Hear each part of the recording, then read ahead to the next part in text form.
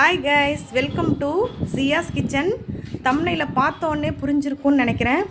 ஆமாங்க, இன்றைக்கி நம்ம எதை பற்றி பேச போகிறோம் அப்படின்னு பார்த்தீங்கன்னாக்கா, நான் எப்படி சிக்கனமாக குடும்பத்தை நடத்துகிறேன் அப்படிங்கிறது தான் தலைப்பு. நான் இல்லை, பெரும்பாலும் பெண்கள் இதை ஒரு மோட்டிவேஷ்னலாகவும் எடுத்துக்கலாம். அதே போல் ஒரு சில விஷயங்கள் ஒரு சிலருக்கு ஒரு சில விஷயங்கள் அதன் மூலியமாக தெரிஞ்சுக்க முடியும். அதனால தான் இந்த பதிவுக்குள்ளே போகிறதுக்கு முன்னாடி நம்மளுடைய சேனலை சப்ஸ்கிரைப் பண்ணாதவங்க சப்ஸ்கிரைப் பண்ணிக்கோங்க. லைக் பண்ணுங்கள், ஷேர் பண்ணுங்கள், கமெண்ட் பண்ணுங்கள். நீங்கள் பண்ணுற லைக் எல்லாமே தான் பார்த்திங்கனாக்கா நிறைய பேருக்கு ரீச் ஆகும். நான் ஏற்கனவே சொல்லியிருக்கேன், என்னுடைய யூடியூப் சேனல்லேருந்து எனக்கு வரக்கூடிய இன்கம் எனக்கு ரொம்ப இம்பார்ட்டன்ட். அதனால தான் இந்த யூடியூப் சேனலை 5 வருஷமாக மனம் தளராமல் நான் பணம் வரலன்னாலும் நான் ரன் பண்ணிகிட்ருக்கேன் அப்படின்னு சொல்லியிருந்தேன். போன மாதம்தான் எனக்கு வருமானம் வந்தது. அதனால் கண்டிப்பாக இதே ஆதரவை எல்லாருமே கொடுங்க. வாங்க பதிவுக்குள்ளே போகலாம். இப்போ நான் எப்படி ஃபேமிலியை ரன் பண்ணுறேன், என்னுடைய குடும்ப செலவுகளை எப்படி நான் பார்ப்பேன் அப்படின்னு பார்த்தீங்கன்னாக்கா, நமக்கு ஸ்டாண்டர்டான வருமானம் கிடையாது. அதாவது மாத வருமானம் கிடையாது. இவ்வளோ வரும், கரெக்டாக நமக்கு இவ்வளோ வரும், அதை வச்சு நம்ம மேனேஜ் பண்ணிக்கலாம் அப்படின்ட்டு நம்ம சொல்ல முடியாது. நம்ம பார்த்திங்கன்னா கடை வச்சுருக்கிறோன்னா தினக்கூலி மாதிரி தான். நம்ம கூலி மாதிரி தான். கூலிக்கு வேலைக்கு போனால் என்ன வருமானம் கிடைக்குமோ அதுதான். கூலி வேலைக்கு போனால் கூட பார்த்திங்கனாக்கா அதில் ஸ்டாண்டர்டாக இவ்வளோ சம்பளம் கொடுப்பாங்க அப்படின்னு தெரியும். எங்களுடையது அந்த மாதிரி கிடையாது. கடைங்கும் போது அப் அண்ட் டவுன்ஸ் அதிகமாகவும் வரும், கம்மியாகவும் வரும். அதனால் அதை வச்சு தான் நான் என்ன பண்ணுவேன்னா ஃபேமிலியை ரன் பண்ணிக்கிறேன். என்னுடைய குடும்ப பாரமே என் தலைமையில் நிறைய வாட்டி சொல்லியிருக்கேன். அதனால் பார்த்திங்கன்னா எல்லாமே இந்த கடையை நம்பி தான் எங்களுடைய வாழ்வாதாரம் அப்படின்னே நான் சொல்லுவேன். அதனால் பார்த்திங்கனாக்கா நான் எப்படி செலவுகளை கட்டுக்குள்ளே கொண்டு வருவேன் அப்படின்னு பார்த்திங்கனாக்கா, கண்டிப்பாக நம்ம இருக்கிறது பார்த்திங்கன்னா ஒரு ரெண்டட் ஹவுஸ், அதாவது வாடகை வீட்டில் தான் நான் இருக்கிறேன்னு நான் சொல்லியிருக்கேன், ஆல்ரெடி சொல்லியிருக்கேன். கண்டிப்பாக வாடகை நம்ம கொடுக்கணும். கொஞ்சம் கொஞ்சமாக அதில் தான் சேர்த்து கொடுக்கணும். அதுக்கப்புறம் நமக்கு இருக்கக்கூடிய இஎம்ஐ, லோன்ஸு அதெல்லாமே இருக்கும். அது இல்லாமல் பார்த்திங்கனாக்கா பசங்களுடைய படிப்பு செலவு. பாப்பா காலேஜ் படிக்கிறனால அவளுக்கு ஃபஸ்ட்டு ஸ்கூல் ஃபீஸு லாஸ்ட்டு இயர்லாம் நடுவில் பார்த்திங்கன்னா இப்போ இந்த வருஷத்துலேருந்து செமஸ்டர் ஃபீஸு ஒரு செமஸ்டருக்கு 50,000 கட்டணும். 6 மாதத்துக்கு ஒரு தரம் 50,000 கட்டணும். அது இல்லாமல் பார்த்திங்கனாக்கா அவள் காலேஜுக்கு போகிறதுக்கு அவளுக்கு டெய்லி பாக்கெட் மணி, அதாவது லஞ்ச் என்னால் ப்ரிப்பேர் பண்ணி கொடுக்க முடியாது. ஏன்னா நான் படுக்கிறது அன்டைமு. ஸ்டார்டிங்கில் நான் ப்ரிப்பேர் பண்ணி தான் கொடுத்தேன். ஆனால் எனக்கு ஹெல்த் கண்டிஷன் வந்ததுனால சரி ஓகே, டெய்லி 60 ரூபா லஞ்சுக்கு நான் கொடுத்துருவேன். பஸ் பாஸ் எடுத்து கொடுத்துருவேன். பஸ் பாஸ் எடுத்து கொடுத்துட்டோன்னா அதில் போய்க்குவாங்க. அந்த மாதிரி தான் பார்த்திங்கனாக்கா நான் பண்ணிகிட்ருக்கேன். இப்போது பாப்பாவோட காலேஜை பொறுத்த வரைக்கும் காலேஜ் ஃபீஸ் எல்லாம் பார்த்திங்கனாக்கா முடிஞ்ச வரைக்கும் பே பண்ணியாச்சு. இப்போ செகண்ட் செமஸ்டர் இப்போது பே பண்ணணும், கொடுத்துருக்காங்க. ஸ்ட்ரக்சர்லாம் கொடுத்துருக்காங்க, பே பண்ணணும். அதுக்கு நடுவில் நமக்கு 2 மாதத்துக்கு ஒரு தரம் இபி வரும். அப்புறம் சேஃப்டி டேங்க் நிறைஞ்சிருச்சுன்னா அது எடுக்கிற மாதிரி வரும். நமக்கு நிறைய, அதாவது நமக்கு கமிட்மெண்ட்ஸ்ங்கிறது சென்னையில் இருக்கிறோன்னா கமிட்மெண்ட்ஸ் அதிகமாக இருக்குங்க. எல்லா பொருளுமே கடையில் போய் தான் வாங்குற மாதிரி இருக்கும். எதுவுமே நம்ம வீட்டில் விளையிறதோ எதுவுமே இருக்காது. ஒரே ஒரு ப்ளஸ் என்ன தெரியுமாங்க, எனக்கு நான் கடை வச்சுருக்கிறனால எல்லா பொருட்களுமே நான் ஹோல்சேலில் தான் வாங்குவேன். ரீட்டெயிலில் வாங்க மாட்டேன். ரீட்டெயிலனா எப்போ ரீட்டெயிலில் வாங்குவேன்னு என்னால் முடியல, எனக்கு ரொம்ப உடம்பு நல்லா இல்லை அப்படிங்கும்போது தான் நான் இங்கே வாங்குவேன். இல்லைனா பெரும்பாலும் எங்கே கம்மியாக கிடைக்குதோ அங்கே தான் வாங்குவேன். மீனாக இருக்கட்டும், மீனும் கடைங்கிறதுனால ஓரளவுக்கு கொடுப்பாங்க அக்கா. அதே போல் கறியும் பார்த்திங்கனாக்கா சிக்கன்லாம் நாங்கள் ஹோல்சேல் ரேட்டில் தான் வாங்குவோம். அந்த மாதிரி வாங்கிக்குவோம்.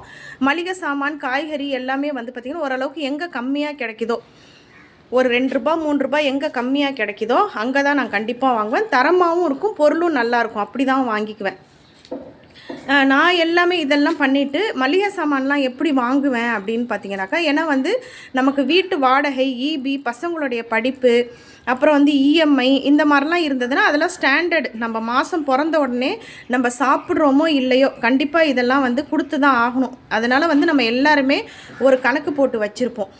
அந்த மாதிரி இருக்கும்போது பார்த்திங்கன்னா நம்ம எதில் பார்த்து செலவு பண்ண முடியும்னு பார்த்திங்கன்னா சாப்பாடு, நம்ம சாப்பிட்ற சாப்பாடு அதில் தான் பார்த்து செலவு பண்ண முடியும். நம்ம வாங்கக்கூடிய பொருட்கள் அதில் தான் நம்ம செலவு பண்ண முடியும். அதனால் நான் என்ன பண்ணுவேன் அப்படின்னு பார்த்திங்கனாக்கா, சாப்பாட்டு செலவுக்குன்னு வந்து பார்த்திங்கனாக்கா நான் தனிப்பட்ட முறையில் எடுத்துக்க மாட்டேன்.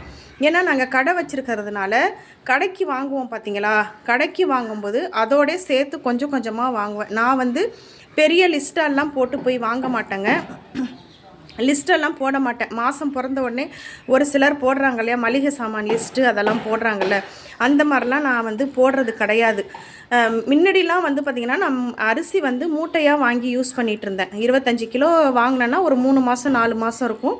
இப்போ லாஸ்ட்டு அதாவது இந்த வருஷம் பையனுக்கு வந்து ஆக்சிடெண்ட் ஆகும்போது கொஞ்சம் ப்ராப்ளம் ஆகிடுச்சின்னு நான் சொன்னேன். ஃபினான்ஷியலாக கொஞ்சம் பிரச்சனைகள் எனக்கு வந்துருச்சு அப்படின்னு நான் சொன்னேன். ஏன்னா பையனுக்கு வந்து நம்ம பல்லு கட்டினது, அப்புறம் ஹாஸ்பிட்டல் செலவு அதெல்லாமே எக்கச்சக்கமாக ஆயிடுச்சு.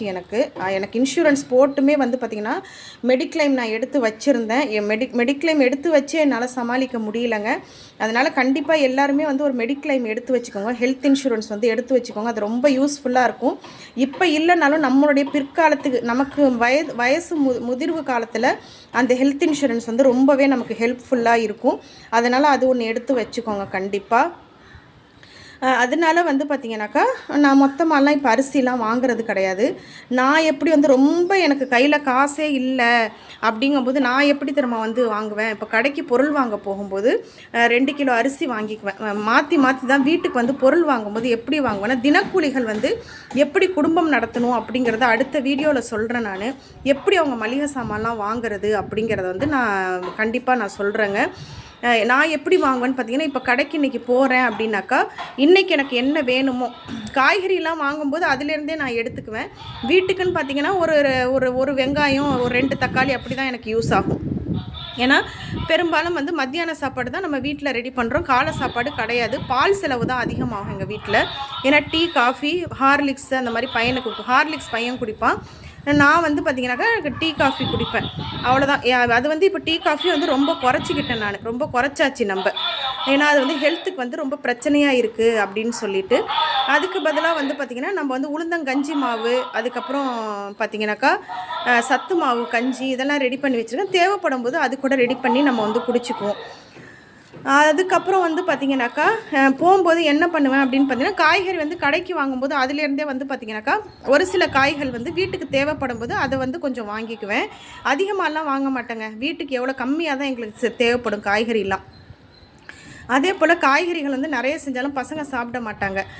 கொஞ்சம் நான்வெஜ்னால் ஓரளவுக்கு சாப்பிடுவாங்க. காலேஜுக்கு பாப்பா போயிடுறனால தம்பி வந்து இதுக்கு போயிடுவான். அதனால் வந்து பார்த்திங்கன்னா ஓரளவுக்கு எனக்கு காய்கறி செலவு கம்மியாக தான் ஆகும். அதே போல் வந்து பார்த்திங்கனாக்கா மளிகை சாமான்லாம் வாங்கும்போது இப்போ நான் ஒரு வாட்டி போகிறேன்னா அரிசி வாங்கிக்குவேன். அரிசி ஒரு 2 கிலோ வாங்கிக்குவேன். அதுக்கப்புறமா வந்து பார்த்திங்கன்னா இப்போ சோப்பு, பவுட்ரு, பேஸ்ட்டு, ஷாம்பு அதெல்லாம் வந்து பார்த்திங்கன்னா ஒவ்வொரு முறையும் நான் எப்படியும் டெய்லியும் கடையில் போய் தான் வாங்குவேன் பொருட்கள். அந்த மாதிரி போகும்போது டெய்லி எனக்கு என்ன வேணுமோ எக்ஸ்ட்ரா செலவுகள் மளிகை சாமானுக்கு ஓரளவுக்கு இருக்கும். இந்த ஆயில் எல்லாமே வந்து பார்த்திங்கன்னா கடைக்கு வாங்கும்போது நம்ம கடைக்கெல்லாம் தாளிக்கிறதுக்கு எடுக்கும்போது அதனால் வீட்டுக்கும் அதே நாங்கள் யூஸ் பண்ணிக்குவோம். அது மற்ற இதர பொருட்கள் தான் வந்து பார்த்திங்கனாக்கா நான் கடையில் வாங்குற மாதிரி இருக்கும். கடையில் வாங்குறதுனா இட்லி தோசைக்கெல்லாம் வந்து பெரும்பாலும் தோசை நான் இங்கே இட்லி தோசையெல்லாம் ரேர் தான், எப்போயாவது தான். வேணும்னா மாவு வாங்கிக்குவோம். அப்படி இல்லைனாக்கா நம்ம கடைக்கு அரைக்கும் போது அதுலேருந்து தோசைக்கு மாவு வந்து எடுத்துக்குவோம். கடைக்கு வந்து பார்த்திங்கன்னா நம்ம ரேஷனில் தான் போய் வாங்கிக்குவோம். அரிசி வந்து ரேஷன் அரிசி இங்கே பக்கத்துலலாம் வாங்குறாங்க இல்லையா, அவங்க கொண்டு வந்து கொடுப்பாங்க. அவங்க யூஸ் பண்ணது போக கொண்டு வந்து கொடுப்பாங்க. அவங்களுக்கு நான் பணம் கொடுத்துருவேன். அதே போல் பருப்பு, துவரம் பருப்பு நான் அதிகமாக போய் கடையில் வாங்க மாட்டேங்க. எனக்கு இல்லாத பட்சத்துக்கு தான் போயிட்டு கடையில் வாங்குவேன். ரேஷனில் கொடுக்குறாங்க இல்லையா, அந்த பருப்பு தான் வந்து அக்கம் பக்கத்தில் இருக்கிறவங்க அதை வாங்கிட்டு வந்து நம்மள்ட்ட கொடுத்துருவாங்க. அவங்களுக்கு தேவைப்படுறதை எடுத்துக்கிட்டு மிச்சத்தை நம்மள்ட்ட கொடுத்துருவாங்க. அதுக்கான பணத்தை நான் கொடுத்துருவேன். சர்க்கரை வாங்கிக்குவேன். சர்க்கரை வந்து எவ்வளோ வேணுமோ அது தேவையானது வாங்கிக்குவேங்க. அதுக்கப்புறம் வந்து பார்த்திங்கன்னா கோதுமை எல்லாமே வந்து ரேஷனில் கொடுக்குறாங்க இல்லையா, அந்த கோதுமை மாவு தாங்க நான் யூஸ் பண்ணுவேன். ரவை இருக்கும் என்கிட்ட. ரவைலாம் வந்து 1/2 கிலோ வாங்கினாலே போதும். அதனால் வந்து பார்த்திங்கன்னா பெரும்பாலும் நான் எப்படி குடும்பம் நடத்துவேன்னா, நான் ஒவ்வொரு முறையும் போகும்போது எனக்கு என்ன பொருள் தேவையோ அந்த பொருளை வந்து அந்த மளிகை சாமான் கடைக்கு வாங்கும்போது வீட்டுக்கும் சேர்த்து ஒரு 100 ரூபா, 150, 200 வர மாதிரி என்ன பொருள் வேணுமோ அப்படியே நான் வாங்கிட்டு வந்துடுவேங்க. அப்படி தான் வாங்குவேன். வெந்தயம், சீரகம், கடுகு எல்லாமே வந்து பார்த்திங்கனாக்கா 1/4 கிலோ வந்து கடைக்காக வாங்குவேன். இன்றைக்கி கடுகு வாங்குறேனாக்கா நாளைக்கோ எவ்வளோ இருக்குன்னு பார்ப்பேன். அதுக்கப்புறமா வந்து பார்த்திங்கன்னா சீரகம் வாங்கிக்குவேன். ஒரு 2 நாள் கழிச்சு சோம்பு வாங்குவேன், ஒரு 2 நாள் கழிச்சு வெந்தயம். இப்படி தான் வந்து பார்த்திங்கன்னா 1/4 கிலோ நான் வந்து கடை வச்சுருக்கறனால எங்களுக்கு யூசேஜ் அதிகமாகும். அதனால வீட்டுக்கும் தேவைங்கிறதுனால மாற்றி மாற்றி தான் நான் வாங்குவேன். ஒரே அடியாக போய்ட்டு ஒரே அடியாக லிஸ்ட்டு போட்டு என்னால் இப்போ இருக்கிற சூழ்நிலையில் வந்து வாங்க முடியாதுங்க. வாங்கலாம், 2000 3000 வச்சுருந்தாக்கா போய் வாங்கலாம். ஆனால் இப்போ வந்து நம்ம கடைக்கு போகிறதுனால கடை செலவே வந்து பார்த்திங்கன்னா 1500, மளிகை கடைக்கே வந்து 1000 மாதிரி போயிடும் தினைக்கும் நமக்கு. அதனால் அப்படி தான் நான் வாங்கிட்டுருக்கேன், அப்படி தான் குடும்பம் நடத்துவேன். பெரும்பாலும் வந்து ரேஷன் பொருட்கள் எல்லாம் வந்து நான் வேஸ்ட்டு பண்ண மாட்டேங்க, யூஸ் பண்ணிக்குவேன். அரிசி, பருப்பு, எண்ணெய், அதுக்கப்புறம் கோதுமை, அதெல்லாமே வந்து நான் யூஸ் பண்ணிக்குவேன். அப்படி தாங்க நம்ம பண்ணணும். முடிஞ்ச வரைக்கும் காய்கறிகள் வந்து பார்த்திங்கன்னா எங்கே கம்மியாக கிடைக்கும்னு பார்ப்பேன், அதை தான் வாங்கி நான் யூஸ் பண்ணுவேன். அதிகபட்சம் பசங்க வந்து பார்த்திங்கன்னா சிக்கன், மட்டன் வந்து எப்போயாவது தான் வாங்குவேன். அதனால் வந்து பார்த்திங்கனாக்கா இப்படி தான் நான் வந்து ஃபேமிலியை ரன் பண்ணுறேன். என்னுடைய கடையை வச்சு தான், கடை வியாபாரத்தை வச்சு தான் வந்து தினக்கூலி இப்படி வச்சு தான் நான் ஃபேமிலி வந்து ரன் பண்ணிக்குவேன். 2 மாதத்துக்கு ஒரு தடவை வந்து இபி பில் வந்ததுன்னா அதுக்கேற்ற மாதிரி வந்து பார்த்திங்கனாக்கா அன்னைக்கு யார் யாருக்கெல்லாம் நான் பணம் கொடுக்கணுமோ அதை வந்து அப்படியே ஹோல்ட் பண்ணி வச்சுட்டு அன்னைக்கு வந்து இபி பில்லை பே பண்ணிக்குவேன். கண்டினியூஸாக நான் வந்து கடை போட்டுக்கிட்டே தான் இருக்கிறேன், உழைச்சிக்கிட்டே தான் இருக்கணும். நமக்கு கமிட்மெண்ட் அதிகமாக இருக்குது, நமக்கு செலவுகள் அதிகமாக இருக்குன்னாக்கா கண்டிப்பாக நம்ம வந்து உழைச்சி தான் ஆகணும். பசங்க வந்து பெரியவங்களாக ஆயிட்டாங்க, படிக்கிறாங்க, காலேஜ்லாம் போகிறாங்கன்னா செலவுகள் வந்து எக்கச்சக்கமாக இருக்கும். சின்ன பிள்ளைகளாக இருக்கும்போது ஒரு சோறு கூட ஊட்டி வளர்த்துடலாம் நம்ம பிள்ளைங்க வளர வளர வந்து அவங்களுடைய தேவைகள் வந்து அதிகமாகிக்கிட்டே தான் இருக்கும். அதனால் எனக்கு தெரிஞ்ச விஷயங்களை தான் இந்த வீடியோவில் நான் சொல்லியிருக்கேன். இந்த வீடியோ பிடிச்சிருந்தாக்கா லைக் பண்ணுங்கள், ஷேர் பண்ணுங்கள், கமெண்ட் பண்ணுங்கள். கண்டிப்பாக நம்மளுடைய சேனலை சப்ஸ்கிரைப் பண்ணுங்கள். அடுத்த பதிவில் நம்ம பார்க்கலாம். தேங்க்யூ.